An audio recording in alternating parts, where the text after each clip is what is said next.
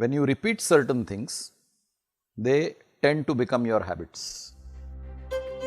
We learn about life through questions.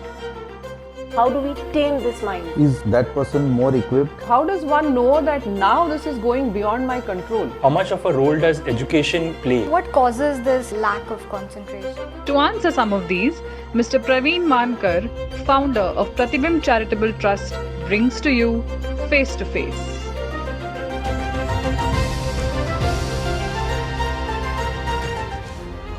This week we are talking about habits. Motivation is what gets us started, but it's habits which keeps us going. How would you define habits and how do they form? Habit is a subject of the subconscious mind. Whatever you cultivate and gets entrenched in your subconscious mind manifests in the form of habit. Okay. For example, if you are writing with your right hand, so your right hand has cultivated the habit of writing. Your left hand does not have the capability of writing because it has never cultivated the habit of writing. But if you make a conscious effort, you will be able to train your left hand also to write. So, habits are formed out of repetition. When you repeat certain things, they tend to become your habits. You formed the habit of brushing your teeth. Your parents forced you to brush your teeth when you woke up in the morning and before you went to bed at night. So, you have now cultivated the habit of brushing your teeth twice a day. So, habits are a matter of cultivation and a matter of repetition. Okay.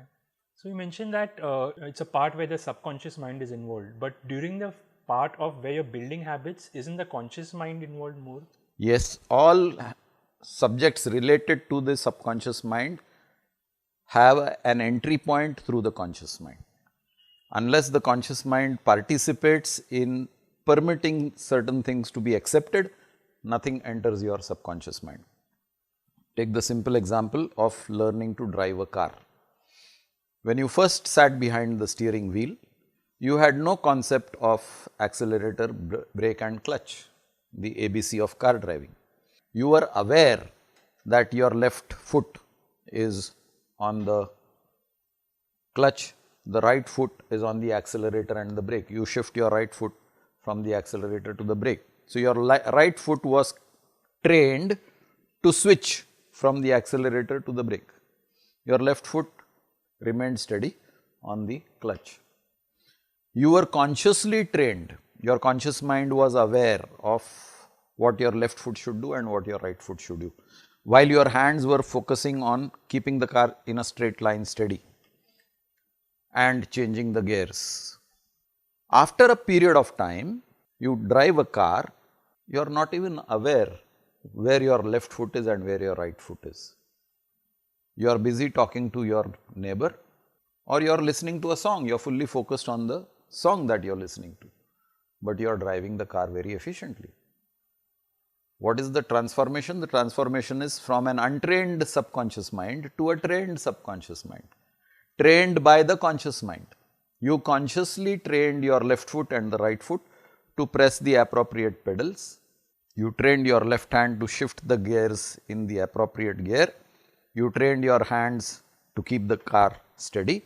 Now, your conscious mind is not participating in driving the car. You are doing it subconsciously.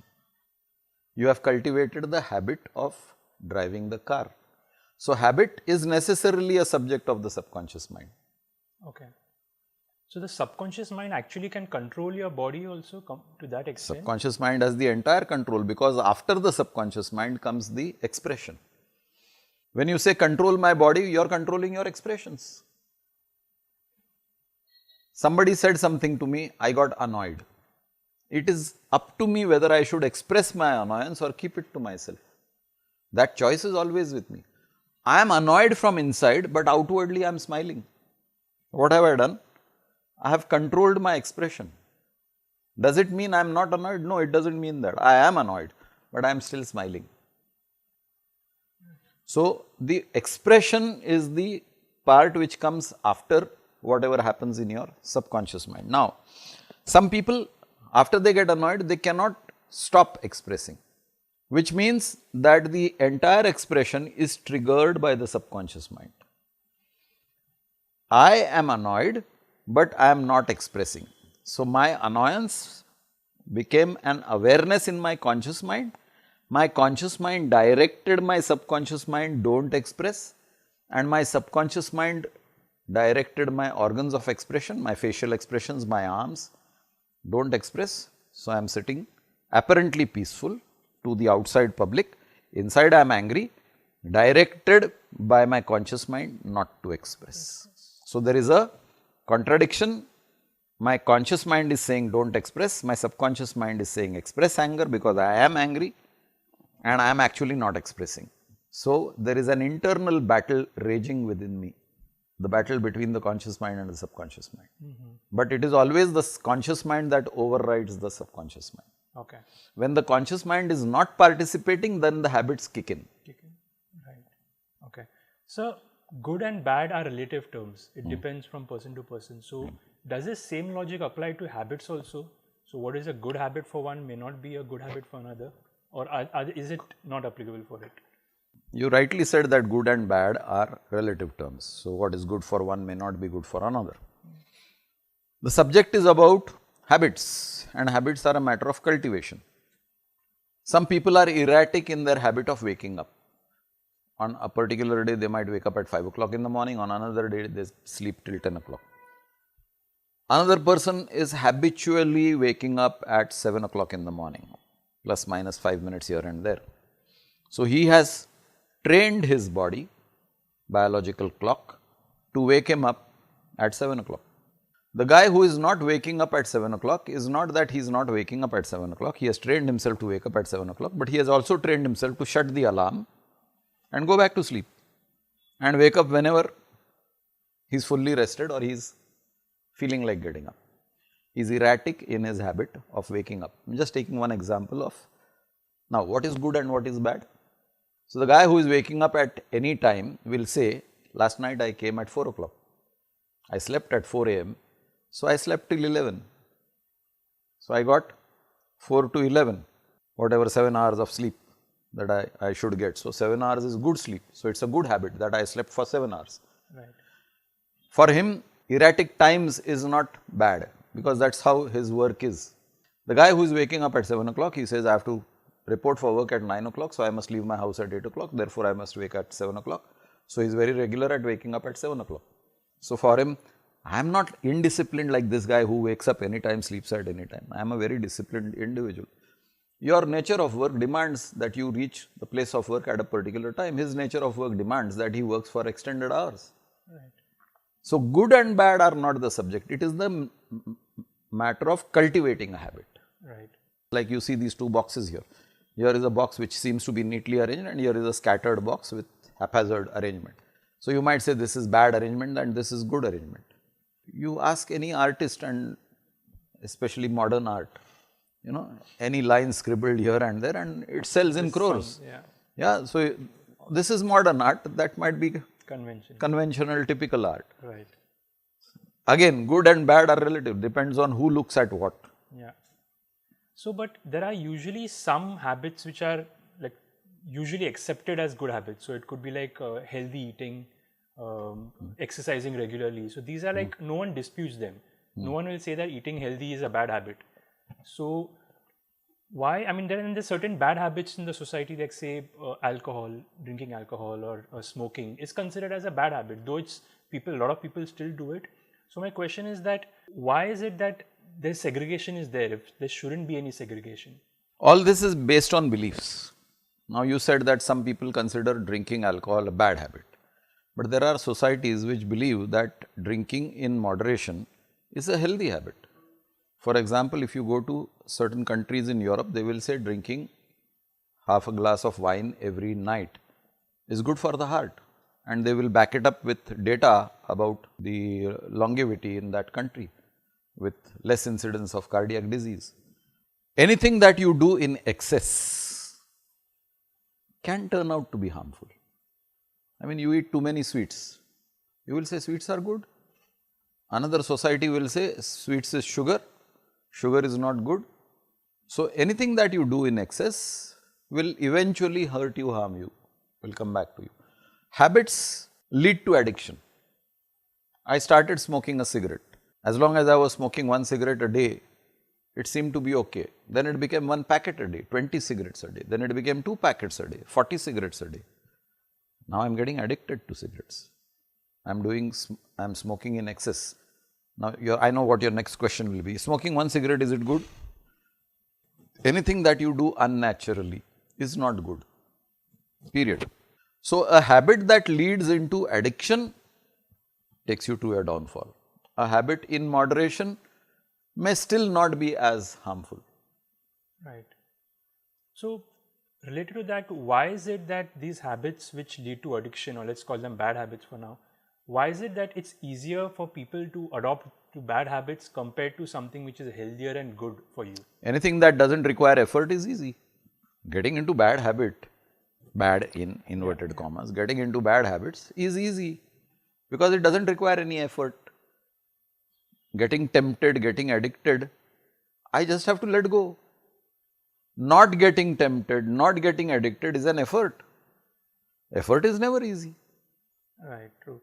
But is there any way that you can cultivate good habits, or again? Yes, now that's a very good point, because there is something called cellular memory. Okay. Like my right hand has the cellular memory of writing ABCD. So I have cultivated this habit in my right hand. My left hand doesn't have that ability. I have not cultivated that memory in my left hand muscles. Right. The cellular memory is missing. I am a factory worker and I am accustomed to operating a particular machine. I operate that machine efficiently. Just like I drive a car efficiently without thinking about it, I operate the machine in the factory efficiently. You put another worker on the same machine and he will not produce the quality output which I produce, because I am habituated to that machine and its operations. So habits can be directed towards beneficial activities also. So in the same way, once suppose some habit is cultivated now, let's say it's a bad habit and it's easy, you got addicted to something. Is there any way that you can break that habit? How do you break these habits? Sure, the first important ingredient is willpower. Okay. You got habituated to smoking. You have read many advertisements, you have read articles, you have been told by people, counseled by seniors, smoking is injurious to health, you have been shown the ill effects of smoking. You understand, you are aware that smoking is bad. You also want to get rid of your addiction of smoking, but somehow your willpower fails. There is a 2-hour gap, you feel like smoking, or you have had lunch, you feel like smoking, or you wake up in the morning before going for your ablutions, you feel like smoking. You have cultivated these habits. Now the habits are dictating your actions. Again, remember, habits are part of your subconscious mind is part of your expression. You are expressing yourself by smoking through the trigger of your subconscious mind, which was cultivated initially by the conscious mind, because you got attracted to smoking. How do I give up smoking? So first ingredient is willpower. If I don't have willpower, I will invariably fail. Second ingredient is to do exactly the opposite. Now I feel like smoking, I will not smoke. I got the urge, my subconscious is triggering me, pick up a cigarette, light it and smoke. I will not smoke. So do exactly the opposite, I will not smoke. Now when you say I will not smoke, it is your conscious mind telling your body, don't pick up the cigarette. Right. So now you have resisted the first temptation to pick up the cigarette and smoke.